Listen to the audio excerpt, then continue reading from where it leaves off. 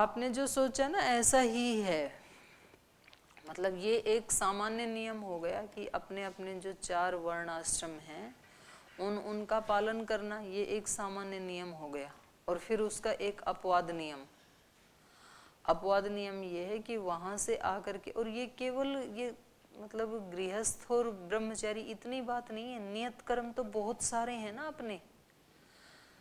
गृहस्थी के भी बहुत सारे नियत कर्म हैं, ब्रह्मचारी के भी बहुत सारे हैं। तो उन नियत कर्मों को मूढ़ता के कारण, यहाँ विशेषण लगा दिया इन्होंने, मोहातस्य परित्यागः, मूढ़ता से उनका परित्याग करना। अर्थात इसका अर्थापत्ति से अर्थ क्या निकला, ज्ञान पूर्वक परित्याग करे तो तामस त्याग नहीं होगा, मूढ़ता से उनका त्याग करे यदि, ये मेरे बस का नहीं है अब ये करना, ये सारे परिवार का खर्चा चलाना, ये इनका वहन करना, ये मेरे बस का, ऐसे मूढ़ता से यदि वो त्याग करके आ जाए और फिर बोले मैं तो सब छोड़ के आ गया, तो इस त्याग को क्या कहेंगे, तामस त्याग कहेंगे। तो इसमें ब्रह्मचारी भी आ जाते हैं, कुछ ऐसे ब्रह्मचारी आ गए घर से जिनको काम करने में मतलब जोर पड़ता था, नौकरी करने में झंझट लगता था और बस वहाँ कुछ नहीं करना है। तो इस तरह से मूढ़ता से जो छोड़ के आए हैं, यद्यपि वो अगले में आएगा, राजस त्याग में आएगा, काय क्लेश भयात, लेकिन हम किसी भी मूढ़ता से युक्त होकर के यदि कोई त्याग करके आ गए और ना हमें पीछे वाले आश्रम का पता था कि कैसे रहना चाहिए, ना आगे जिसमें प्रवेश किया उसका पता है, दोनों ही जगह अपने कर्तव्य कर्म का पालन कर नहीं रहे हैं, तो फिर वो त्याग तामस कोटि का है, वो उसको त्याग नहीं कहेंगे। क्योंकि यहाँ पर अर्जुन भी त्याग करने के लिए तैयार था ना, युद्ध का त्याग करने के लिए तैयार था, कह रहा था कि मैं तो भिक्षा ही मांग के खा लूंगा। तो वो क्षत्रिय है, क्षत्रिय का नियत कर्म क्या है, धर्म की रक्षा के लिए युद्ध करना, ये क्षत्रिय का नियत कर्म है। तो वो उसके लिए तैयार ही नहीं था और कह रहा है कि ये सब क्या लड़ाई झगड़े युद्ध आदि, मैं इन सब का त्याग करके एक सन्यासी का जीवन जीऊंगा। तो उन्होंने कहा आप त्याग तो कर दोगे, लेकिन ये त्याग आपका कैसा है, मूढ़ता के कारण त्याग है, मोह के कारण त्याग है, ये मोहा तस्य परित्याग है, अपने नियत कर्म का त्याग किससे, मोह के कारण। क्योंकि वास्तव में यदि वो उसका नियत होता, उसकी सात्विक प्रवृत्ति होती, तो बचपन से लेके आज तक एक भी युद्ध नहीं करता। इतने युद्ध किए, इतने योद्धाओं को मारा, इतनी माताओं की गोदें खाली कर दी, और जब अपना परिवार सामने आया तो फिर बोला कि नहीं ये तो बुरा कर्म, अच्छा कर्म नहीं। तो इसको त्याग को वो कैसे कर रहे थे, मोह के कारण, मोह के कारण कर रहे। तो मोह के कारण जो भी त्याग किया जाएगा उसको भगवान कृष्ण कहते हैं वो निकृष्ट कोटि का है। वहां से छोड़ के भागा है, यहाँ भी कुछ भी नहीं कर रहे, ना वहां माता पिता को निहाल किया, ना यहाँ के गुरुजी को निहाल किया, और बोले हम तो त्यागी तपस्वी हैं। त्यागी तपस्वी कहाँ हैं आप तो निकम्मे हैं, महानिठल्ले हैं। तो जहां भी रहें वहां पर जो वहां के नियत कर्म हैं उनका 100% पुरुषार्थ करते हुए ईमानदारी से उनका पालन करना, ये है संगच्छध्वम संवदध्वम, एक ये व्यवस्था बना दी है।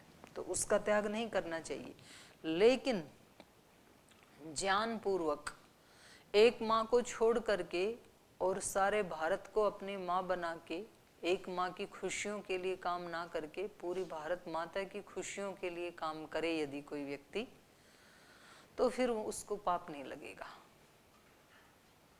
अब भारत माता की खुशी किस में है, भारत माता तो बहुत बड़ी है, हम उसको कैसे खुश कर सकते हैं अपने कर्म से। तो जो जीवन हमारा वहां हो सकता था, कुछ लोगों को, मुट्ठी भर लोगों के जीवन में खुशियां लाना, और उसके लिए कितना तप करना पड़ता है पता है, कहीं सर्विस करनी पड़ती है, कहीं बिजनेस करनी होती है, कहीं साइड बिजनेस करनी होती है, कहीं खेती करनी होती है, कहीं जल्दी उठना होता है, और कहीं बच्चों के हित के लिए पिता को अपनी खुशियां एक कदम पीछे हटानी पड़ती हैं, गृहस्थ में जो लोग रहते हैं ना, उनको सुबह से शाम तक कम से कम 10 बार अपनी इच्छाओं का बैक गियर लगाना पड़ता है। तो वो था एक छोटे से दायरे के जो लोग हैं, उनको खुशियां देने के लिए उसको उतना तप करना पड़ रहा है, और आप निकले उनसे 10 गुना ज्यादा बड़े ग्रुप को खुशियां देने के लिए। तो आपको कितना पुरुषार्थ करना पड़ेगा, उनसे कई गुना ज्यादा करना पड़ेगा, क्योंकि लक्ष्य बड़ा है ना। वो तो वहां 2 बच्चों को, माता पिता को, पत्नी को, पति को सहन करते हैं, मतलब 4-5 लोगों को सहन करते हैं। आपको कितने लोगों को सहन करना पड़ेगा? उससे हजारों गुना ज्यादा लोगों को सहन करना पड़ेगा। और सहन तो करते नहीं हम अपने रूममेट को भी। होश तो हमें ये नहीं है कि मैं ब्रह्मचारी हूँ और मुझे किससे बात करनी चाहिए, नहीं करनी चाहिए। मना किया जाता है फिर भी छिप छिप के मोबाइल ले आते हैं, छिप छिप के बात करते हैं। तो सोचो, आप अपने नियत कर्म का पालन कर रहे हैं या उसका खंडन कर रहे हैं? जब आपको मना किया जाता है कि इस स्थान पे आपको मोबाइल नहीं रखना है, क्यों चुरा के लाते हो? आपको बात नहीं करनी है तो फिर रात को करते हैं। तो सोचो, ये किसको खुशी देने वाले हैं? ये सपूत देंगे खुशी किसी को? ना तो वहाँ अपने माँ बाप को दी, ना यहाँ किसी को देने वाले हैं, और ना ये अपना ही कल्याण करने वाले हैं। तो इसको कहा यहाँ नियत कर्म का मूढ़ता से त्याग। तुम अपने उन कर्मों का अनुष्ठान करो ना जिससे सबको अच्छा लगे, आपके गुरुजनों को भी अच्छा लगे, आपके आचार्यों को भी अच्छा लगे, समाज को भी अच्छा लगे, भारत माता को भी अच्छा लगे। तब माना जाएगा कि आपका घर छोड़ना सार्थक हुआ। तब माना जाएगा कि आपने एक छोटी माँ को छोड़ के बड़ी माँ की सेवा के लिए सच्चाई से अपने आप को झोंक दिया। वरना तो आप कितना भी छिप छिपा के करें ये गलत काम। गलत काम मतलब नियत कर्म का त्याग करना, यही गलत काम है। गलत काम कोई, मैं ऐसा नहीं कह रही हूँ कि आप कोई इस तरह का कोई मतलब विरुद्ध आचरण आदि करते हैं। यही विरुद्ध आचरण है जिनके लिए आपको रोका जाए वो कर्म करना, और जिनको करने के लिए कहा जाए वो नहीं करना। मारपीट करके सुबह उठा भी लाए यदि मंत्र पाठ में, तो अब बोलना नहीं मंत्र, खड़े हो गए वहाँ पे ऐसे बुत जैसे। तो उठ के क्यों आए थे? फिर आपको डंडे से घेर के ले जाएं यज्ञशाला में, चलो चलो चलो, तो वहाँ जा कर के ऐसे बैठ गई, या तो ऐसे बैठ गई, या तो ऐसे बैठ गई। तो ये क्या है? ये नियत कर्म का खंडन ही है। किसको खुशी दे रहे हो ये करके आप? अपने आप को नहीं, आप खुश नहीं हो सकते हो ये करके। माता पिता को नहीं, जब वो आपके बारे में सुनेंगे कि हमारा सपूत तो ऐसे आचरण कर रहा है, उनको खुशी नहीं मिलेगी। अपने गुरु को नहीं, स्वामी जी जब सुनेंगे उनको खुशी नहीं मिलेगी। किसको खुशी दे रहे हैं आप? आप तो बोले हम बड़ी खुशियां बांटने के लिए छोटी खुशियों को त्याग करके आई, तो वो त्याग नहीं माना जाएगा फिर, क्योंकि बड़ी खुशी के लिए आपने कुछ भी कर्म किया ही नहीं। तो ऐसे इसको हमें अपने जीवन में देखना पड़ेगा। कितने लोगों को वो सहन करते हैं वहां पे? आप किस किस को सहन करते हैं यहाँ? आप तो बखेड़ा खड़ा कर देते हैं। एक कमरे वाला भी अगर थोड़ा सा अनुकूल आचरण ना करे तो छोटी छोटी बातों से तो हिल जाता है पूरा हमारा अस्तित्व, हमारा व्यक्तित्व। तो फिर क्या आशा की जा सकती है कि बहुत बड़ी कोई भारत माता की सेवा करेंगे, भारत माता को खुशी देंगे? तो उन लोगों ने जो महान बने, उन लोगों ने बहुत सहा। मतलब अगर जो वो गृहस्थ आश्रम में रहते तो शायद उनको उतना नहीं सहना पड़ता, उससे ज़्यादा उन्होंने सहा, तब वो महान बने। और जो गृहस्थ में रह करके महान बने, उन्होंने क्या किया? उन्होंने गृहस्थ में रहते हुए अपने आश्रम का तो पालन किया, गृहस्थ आश्रम का, साथ में सन्यासी और ब्रह्मचारियों के जो नियत कर्म है उनका भी पालन किया। तो गृहस्थ में रहते हुए वो कैसे जीवन जिया? ब्रह्मचारी जैसा। गृहस्थ में रह के कैसा जीवन जिया? सन्यासी जैसा। इतना पुरुषार्थ किया लेकिन अपने आप उनके साथ कोई लगाव नहीं, उन वस्तुओं के साथ व्यक्ति निर्लिप्त रहा, तो वो फिर राजा जनक जैसे, भगवान कृष्ण जैसे ऐसे महापुरुष बने हुए। तो उन्होंने दूसरे के आश्रम में प्रवेश तो किया, गृहस्थ में रहते हुए भी, ब्रह्मचारी के और सन्यासी के आश्रम में, लेकिन किसके लिए? वो बड़े काम के लिए। तो जो इन्होंने ब्रह्मचारी ने बोला कि बड़े संकल्प की पूर्ति के लिए यदि छोटा छोड़ना भी पड़े, एक श्लोक आता है संस्कृत में, उसका भाव ये है कि एक पूरे गांव की यदि रक्षा हो रही हो तो एक परिवार का त्याग कर देना चाहिए। एक परिवार की खुशियां एक तरफ और पूरे गांव की खुशियां एक तरफ, तो उस परिवार को वहां से हट जाना चाहिए, उस गांव से। और यदि पूरे एक जिले की या एक समाज की खुशी के लिए एक गांव को अपनी खुशियां छोड़नी पड़े तो उनको छोड़ देनी चाहिए। और एक स्टेट की खुशियां एक तरफ और पूरे देश की खुशी एक तरफ, तो एक स्टेट की खुशियों को बलि चढ़ा देना चाहिए।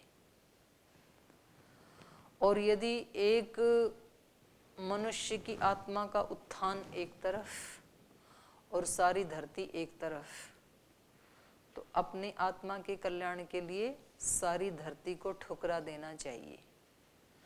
आत्म कल्याण को इतना बड़ा माना है कि आत्म कल्याण के लिए यदि पूरी धरती भी ठुकरानी पड़े तो ठुकरा देनी चाहिए। गांव के कल्याण के लिए एक परिवार को ठुकराना पड़े तो छोड़ देना चाहिए उस परिवार को। समाज की खुशी के लिए गांव को छोड़ना पड़े, ठुकराना पड़े तो छोड़ देना चाहिए उसको। तो हमें ये देखना है कि उसमें हित हम किसका कर रहे हैं, और सबसे पहले अपना, सेंटर में अपना। और मेरी खुशियों से किस किस की हिंसा हो रही है या किस किस को प्रेरणा मिल रही है, दूसरे नंबर पे फिर ये देखना है।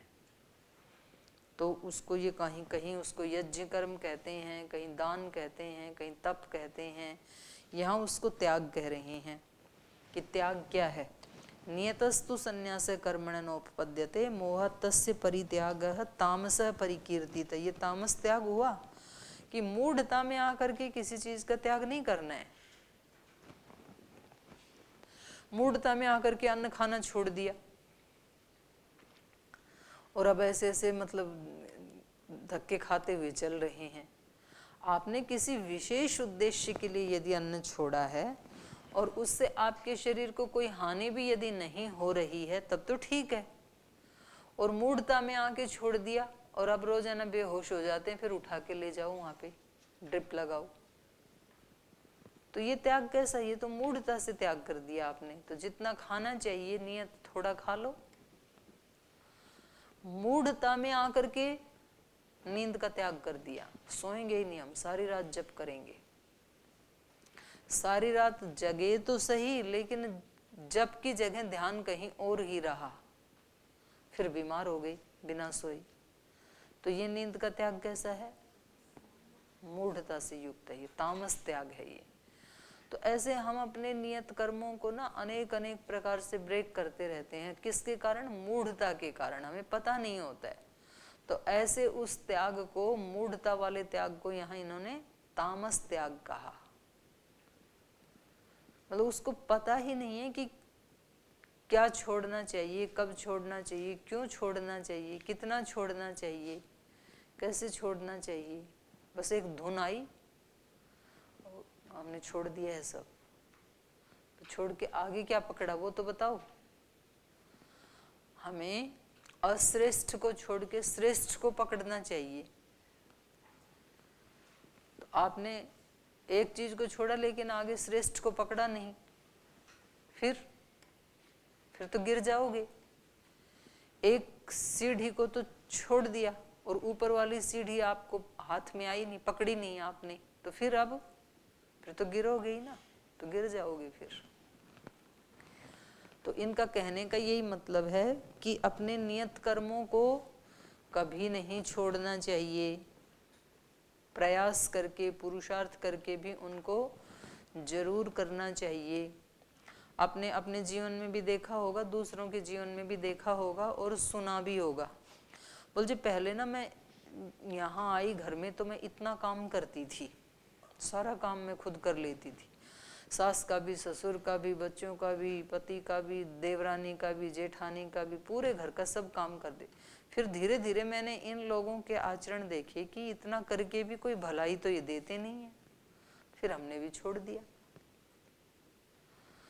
बोल जी मैं यहाँ जब गुरुकुल में आया ना तो मैं सबके साथ बहुत प्रीति पूर्वक रहता था, इनको प्रणाम करता था, उनका सम्मान करता था, ये भी काम कर लेते थे, वो भी कर लेता था। फिर मैंने देखा यहाँ बड़ों का रिस्पॉन्स, उन्होंने कोई मेरी बड़ाई की नहीं, फिर हमने भी छोड़ दिया। सुनी ऐसी बात कभी? मेरा तो इनके साथ बहुत अच्छे संबंध थे, लेकिन इन्होंने उसको वैल्यू ही नहीं दी, इसलिए हमने भी छोड़ दिया। तो हमने क्यों छोड़ा? वो वैल्यू नहीं दे रहे, ये उनका अज्ञान है, उन्होंने नहीं समझा मेरी महानता को। लेकिन मैंने क्यों छोड़ा? क्योंकि मेरा उद्देश्य भलाई करना था ही नहीं, मेरा उद्देश्य था उस व्यक्ति को ये दिखाना कि मैं बहुत अच्छा हूँ, और मेरी ये कामना थी कि ये मेरे को समझें, ये मेरे को अच्छा बोलें, तब तो मैं वो सब करने की कैपेसिटी है मेरे अंदर। मैं एक काम नहीं 10 काम एक साथ कर सकता हूँ या कर सकती हूँ, इतनी मेरे अंदर सामर्थ्य है, मेरे अंदर इतनी श्रद्धा भक्ति है कि मैं इनको बहुत रेस्पेक्ट दे सकूं। लेकिन इन्होंने ऐसे किया इसलिए हमने छोड़ दिया। छोड़ो, तो ये छोड़ो जो मन में आया और हमने छोड़ जो दिया, तो ये दिखा रहा है कि हमने उस काम को अच्छा समझ करके वो काम नहीं किए थे, बल्कि किस लिए किए थे? हमने दूसरे व्यक्ति से अप्रूवल लेने के लिए, प्रशंसा लेने के लिए हमने वो काम किए थे, और वो वहां से मिला नहीं तो फिर हमने छोड़ दिए। तो ये नियत कर्म का हमने त्याग किया, लेकिन कैसे किया? मूढ़ता पूर्वक। तो ये त्याग की कोटि में नहीं आएंगे।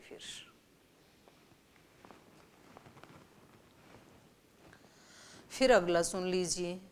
दुखम इत्येव यत्कर्म काय क्लेश भयात् त्यजेत सकृत्वा राजसम त्यागम नैव त्याग फलम लभेत। और कह रहे हैं कि कुछ कर्म हम कैसे छोड़ देते हैं? दुखम इति, अरे ये करने में तो बड़ा झंझट है, मतलब दुख मिलेगा शारीरिक या मानसिक, इसलिए हमने उसको छोड़ दिया। दर्शन पढ़ने की रुचि हो तो दर्शन पढ़ना ये एक अलग बात है, और हमने इसलिए दर्शन पढ़ना शुरू किया कि व्याकरण पढ़ने में तो बहुत जोर लगाना पड़ेगा, इतनी मेहनत कौन करे, तो फिर आप यहाँ भी मेहनत नहीं करोगे। फिर तो ये वाला जो त्याग है वो त्याग नहीं है, उसको त्याग नहीं कहेंगे। ये हमने व्याकरण त्याग दिया, दर्शन को अपना लिया। हमने वहाँ गृहस्थाश्रम में हम इसलिए नहीं गए कि बड़े झंझट हैं वहाँ पे, तो कितने लोगों का सब ध्यान रखना पड़ता है, वो फ्री में ही आ जाता है पूरा एक डिपार्टमेंट जिससे शादी करे पीछे पीछे। तो सारे झंझटों से बचने के लिए हमने तो ये रास्ता अपना लिया।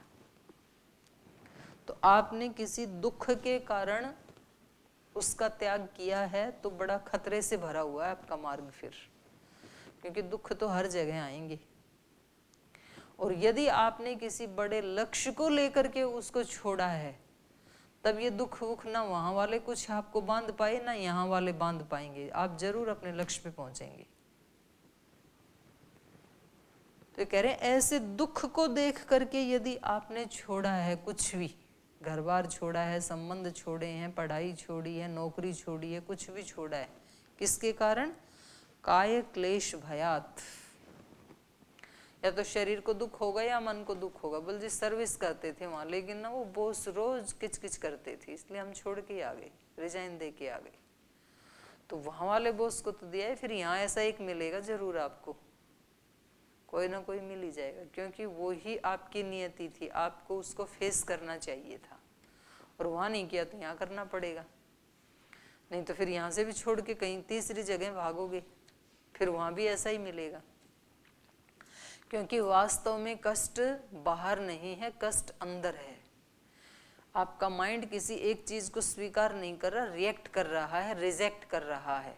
और जब तक आप उसके ऊपर विजय प्राप्त नहीं कर लेंगे तब तक आप छूटने वाले हैं नहीं, कोई ना कोई मिलता ही रहेगा।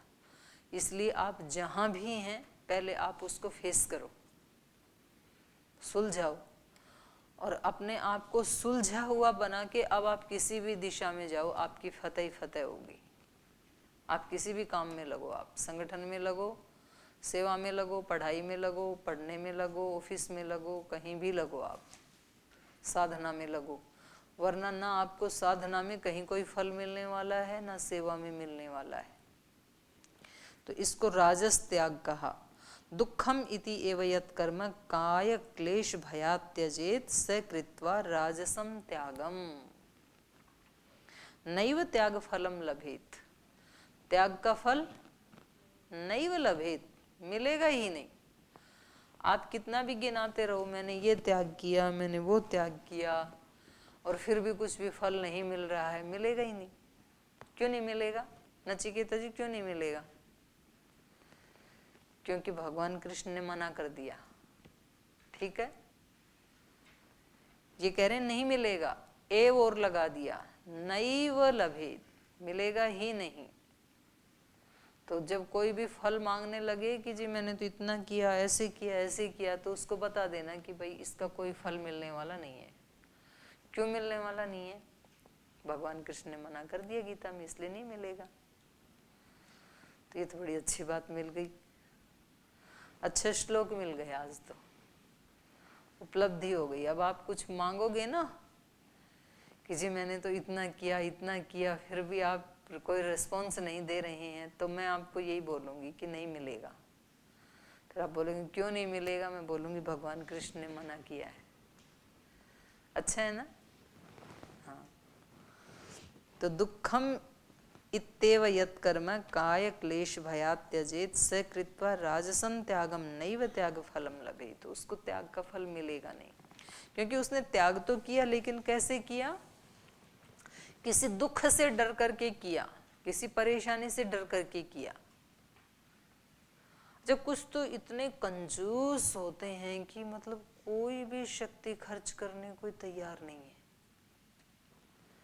अब पता नहीं वो उन शक्तियों को वापस लेके जाएंगे या अगले जन्म में उनसे वंचित रह जाएंगे, भगवान क्या करेंगे कुछ पता नहीं उनका।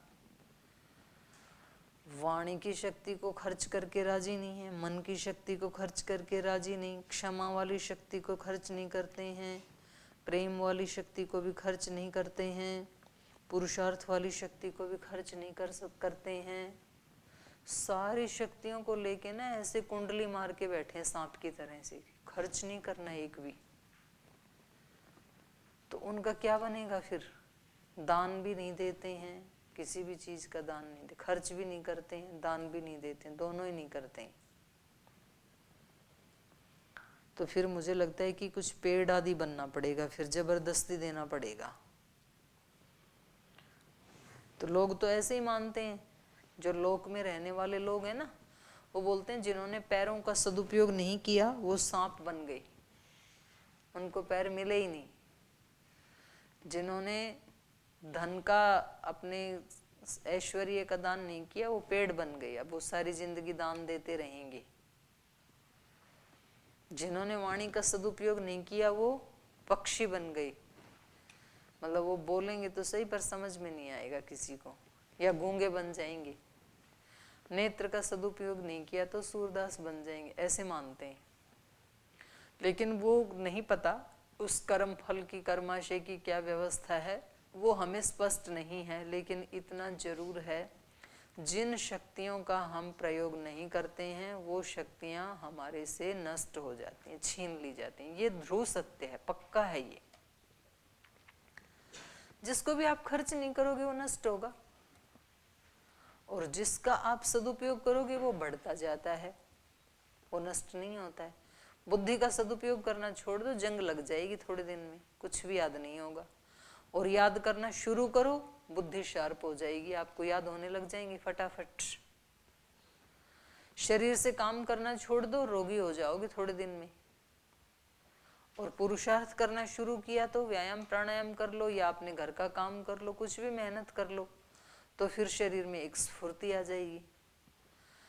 जिन जिन शक्तियों का क्षमा वाली शक्ति है हमारे अंदर, सदुपयोग करना छोड़ दिया, अब थोड़ी थोड़ी देर में नाराज होने लग जाओगे, क्योंकि आपने प्रयोग ही नहीं किया। सहन करने वाली शक्ति है हमारे अंदर, लेकिन कभी सदुपयोग ही नहीं किया, थोड़ी देर में इरिटेट हो जाओगे। तो अपनी शक्तियों का हमें सदुपयोग करना आना चाहिए। तो ये 2 प्रकार के त्याग इन्होंने बताए, इस पे और थोड़ा सा कल चर्चा कर लेंगे राजस त्याग के ऊपर। आप भी इसके ऊपर थोड़ा चिंतन करके आए। आज यहीं विराम देते हैं चर्चा को।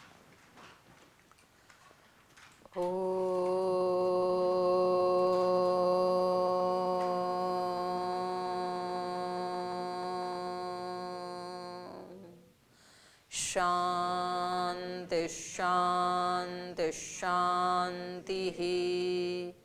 श्री गुरुभ्यो नमः।